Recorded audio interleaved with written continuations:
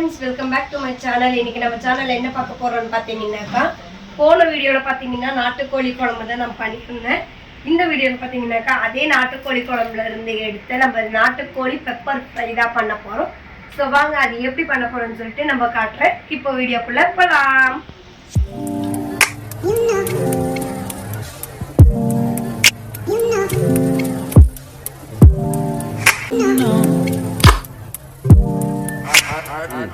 Friends இப்போ வாங்க நம்ம இதுக்கு தேவையான பொருள் என்னென்னு பார்த்துடலாம். ஸோ முதல்ல பார்த்தீங்கன்னாக்கா ஒரு பெரிய வெங்காயம் நல்லா பொடியாக அரிஞ்சுக்கணுமா? நல்லா பொடியாக அரிஞ்சுக்கோங்க. இஞ்சி பூண்டு பேஸ்ட்டு 1 ஸ்பூன் எடுத்துக்கோங்க. கருவேப்பிலை 2 கொத்து, கொத்தமல்லி கொஞ்சம் டேஸ்ட்டுக்கு தேவையான அளவு கொஞ்சமாக எடுத்துக்கோங்க. கடைசியாக தூவி விடவா? ஆமாம், கடைசியாக தூவி விட. அப்புறம் மல்லித்தூள் 1 ஸ்பூனு, சிக்கன் மசாலா 1 ஸ்பூனு, கறி மசாலா 1 ஸ்பூனு, பெப்பர் வந்துட்டு ஒரு 2 டீஸ்பூன் மேலே நம்ம தூவிக்கலாம். கடைசியாக தக்காளி ஒன்று இந்த சைஸில் ஒன்று பொடியாக அரிஞ்சு வச்சுக்கோங்க. ஸோ இப்போ வாங்க நம்ம செய்யலாம். இப்போ அடுப்பு பற்ற வச்சு ஒரு வடை சட்டி வச்சுட்டோம். வடை சட்டி கொஞ்சம் நல்லா காயிட்டோம்.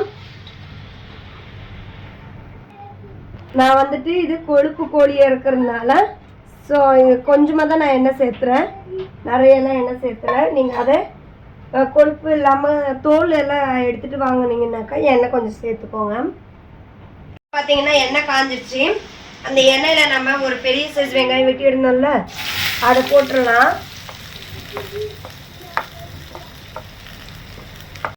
இது கூடவே நம்ம கொஞ்சம் கருவேப்பிலையே நம்ம சேர்த்துக்கலாம். ஆமாம் ஃப்ரெண்ட்ஸ், கருவேப்பிலை 2 கொத்து சேர்த்திங்க நல்லாயிருக்கும். பாருங்கள், 2 கொத்து சேர்த்திக்கிங்க. இஞ்சி பூண்டு பேஸ்ட் போட்டுக்கேன் பாருங்க. இஞ்சி பூண்டு பேஸ்ட்டு 1 ஸ்பூனா? ஆமாம் ஃப்ரெண்ட்ஸ், இஞ்சி பூண்டு பேஸ்ட் 1 ஸ்பூன் போட்டுக்குங்க.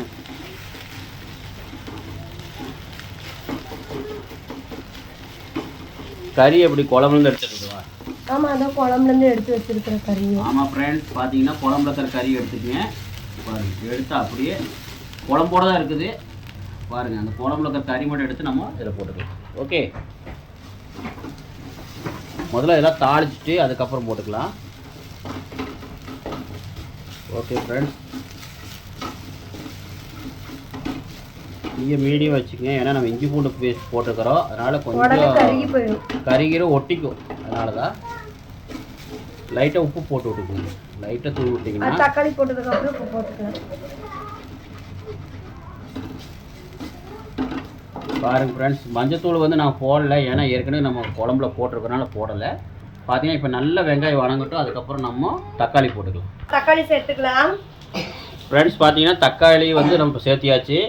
நம்மளுக்கு வந்து பார்த்தீங்கன்னா வெங்காயம் ஓரளவு 3/4 வணங்கினா போதும். ரொம்பலாம் வந்து வெங்காயம் வேகணும்னு அவசியம் இல்லை. ஏன்னா நம்ம வறுவலுக்கு வந்து அப்படி செஞ்சால் தான் டேஸ்ட் கிடைக்கும். பாருங்கள், இப்போ தக்காளி சேர்த்தியாச்சு. தக்காளி நல்லா வணங்கி விட்டுறலாம். தக்காளி நல்லா வணக்கி விட்டுறலாம். பாருங்கள், இப்போ தேவையான அளவு உப்பு போட்டுக்குங்க. ஓகே, கொஞ்சம் சேர்த்திங்க, கடைசியாக வேணும்னா போட்டுக்கலாம். பாருங்கள், இப்போ எல்லாம் சரி நல்லா வணக்கி விட்ருங்க. நல்லா பச்சை வாசம் போகணும் தக்காளி. பாருங்கள் ஃப்ரெண்ட்ஸ், பார்த்தீங்கன்னா தக்காளி நல்லா வணங்கட்டும். வணங்கினதுக்கப்புறம் நம்ம கறியை போட்டுக்கலாம். ஃப்ரெண்ட்ஸ் பாருங்கள், நல்லா வணங்கிடுச்சு. இப்போ நம்ம கறியை போட்டுக்கலாம். கறி போட்டுடலாம் மம்மி? போட்டுடலாம்ப்பா. பாருங்கள் ஃப்ரெண்ட்ஸ், பார்த்தீங்கன்னா நம்ம கறி மட்டும் போட்டுக்கலாம். பாருங்கள், அது கூட நம்ம குழம்பு கொஞ்சம் ஊற்றணும். ஏன்னா ஊற்றினாதான் அது நல்லா உங்களுக்கு சூப்பராக இருக்கும். ஏன்னா அது கொஞ்சம் மசாலா போட்டதுனால கறி குழம்புல உங்களுக்கு வறுவலுக்கு அது கொஞ்சம் ஊற்றும் போது டேஸ்ட் கிடைக்கும்.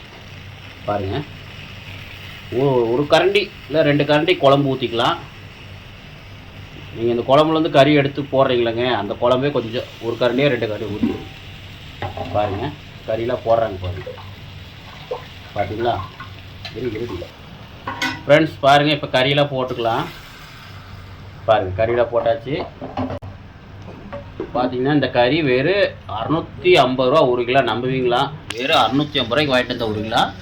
பாருங்கள், சூப்பராக இருக்குது கறி. ஒரிஜினல் நாட்டுக்கோழி. ஆனால் நான் கூட ஏமாத்திரம் நினச்சேன். சத்தியமாக சொல்கிறேன் ஃப்ரெண்ட்ஸ், இந்த மாதிரி விற்கிறவங்க சொல்லி வாங்குறவங்க பார்த்தீங்கன்னா நம்பி வாங்கலாம். ஏன்னா நான் வீடியோ போடுறது வந்து நீங்கள் ஃப்ரெண்ட்ஸ், நான் வந்து வீடியோ ஏன் போடுறேன்னா செஞ்சு பார்த்துட்டு தான் ஒரிஜினலாக இல்லையான்னு பார்த்துட்டு தான் உங்களுக்கு வீடியோ போடுறது.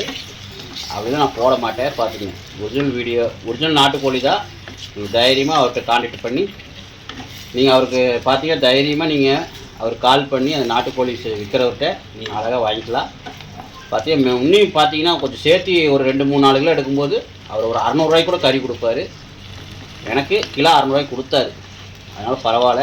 ஏன்னா நான் பார்த்தீங்கன்னா நான் 2 கிலோ வாங்கினால எனக்கு கொஞ்சம் கம்மியாக கொடுத்தாரு. ஆனால் கறி என்னடா கொஞ்சமாக இருக்குன்னு நினைப்பீங்க.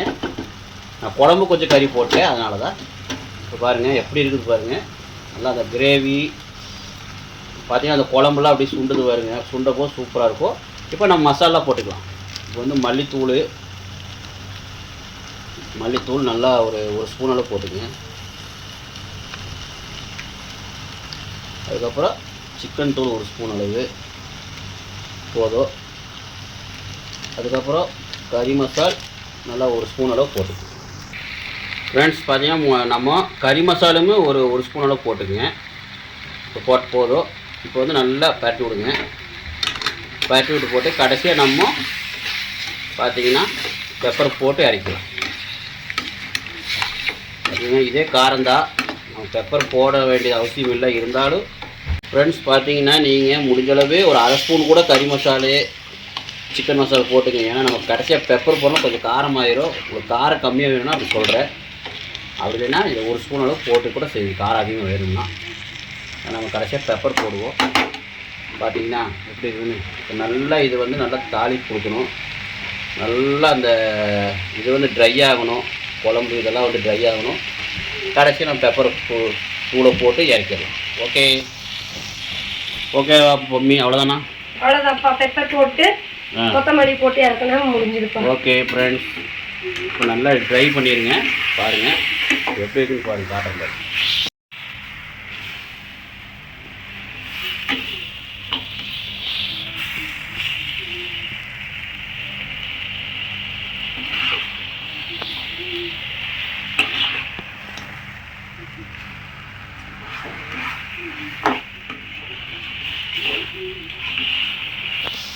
போதும், இப்போ பெப்பர் போட்டுடலாமா?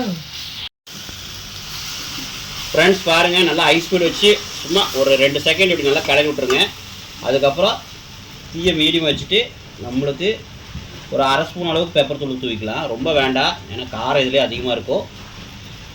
சும்மா ஒரு 1/2 ஸ்பூன் அளவு. ஓகே, பாருங்கள் எப்படி இருக்குன்னு பாருங்கள். பார்க்குறதுக்கு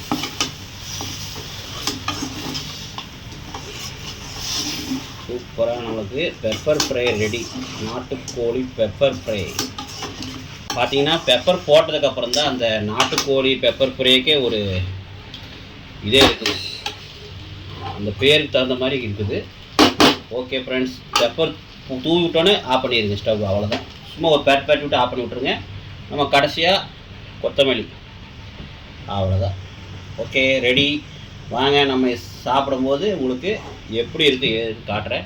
ஓகே ஃப்ரெண்ட்ஸ் பாருங்கள் எவ்வளோ சூப்பராக இருக்குது பாருங்கள். அப்படியே பெப்பர் ஃப்ரை பார்த்தீங்களா? கூடவே நம்மளுக்கு நாட்டுக்கோழி குழம்பு அல்லது கறியில் எடுத்தது போக இவ்வளோதான் இருக்குது குழம்பு.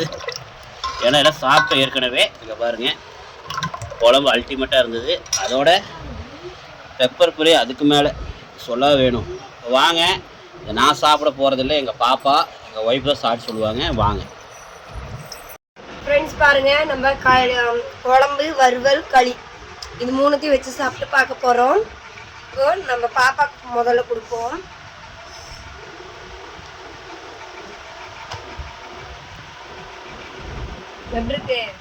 எப்படி பாப்பா? அதுக்கு மேலே சொல்ல தெரியாது பாப்பாக்கு. மெயினாக எது நல்லா இருக்குது? எது நல்லா இருக்கு? குழம்பா களியா இல்லை மிளகு வறுவலா? வறுவலா. நாட்டு பாருங்க சாப்பிட்ருக்காங்க, எப்படின்னு சொல்லிட்டாங்களா? ஓகே, நல்லா இருக்கா? சொல்லிடுங்க. நல்லா இருக்கு. ஓகே, இந்த வீடியோ பிடிச்சதா என்ன பண்ணணும்? லைக் பண்ணுங்க, ஷேர் பண்ணுங்க, கமெண்ட் பண்ணுங்க, மறக்காம சப்ஸ்கிரைப் பண்ணிக்கோங்க. மீண்டும் நல்ல ஒரு வீடியோவில் சந்திக்கலாம். பாய்.